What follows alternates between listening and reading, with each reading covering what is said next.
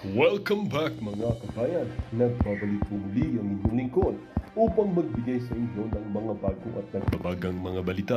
Tila ba naging mainit na usapin ang isyong ito sa mundo ng social media? Isang bagong kontrobersya ang humanig sa palasyo matapos ibunyag ni Senator Amy na hawak na niya ang tinaguriang pulburon video ng kanyang kapatid na si Presidente Kuting.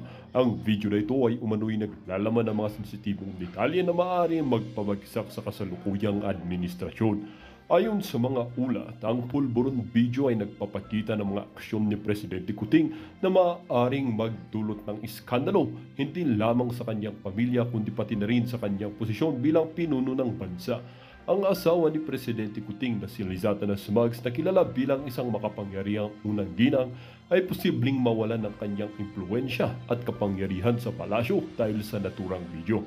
Sa isang pahayag, sinabi ni Amy, "Hawak ko na ang isang ebidensya na maaring baguhin ang lahat. Hindi ko na kayang manahimik pa, ang katotohanan ay dapat lumabas at ang hustisya ay dapat manig."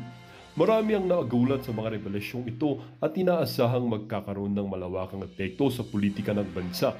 Ang mga taga-suporta ni Amy na nagsasabing ito ang tamang panahon para magkaroon ng pagbabago sa pamunuan at malinis ang administrasyon mula sa anumang anomalya.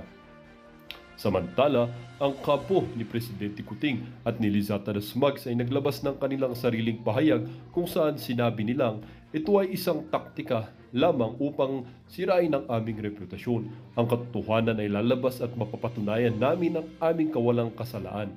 Sa harap ng mga pangyayari, nananatiling abala ang publiko at pag-aabang ng susunod na mga hakbang ni Amy at kung ano ang magiging epekto nito sa kasalukuyang administrasyon. Ang isyong ito ay inaasahang magdudulot ng malalim na pagbabago sa politika ng bansa at maaaring maging hudyat ng isang bagong kabanata sa kasaysayan ng Pilipinas.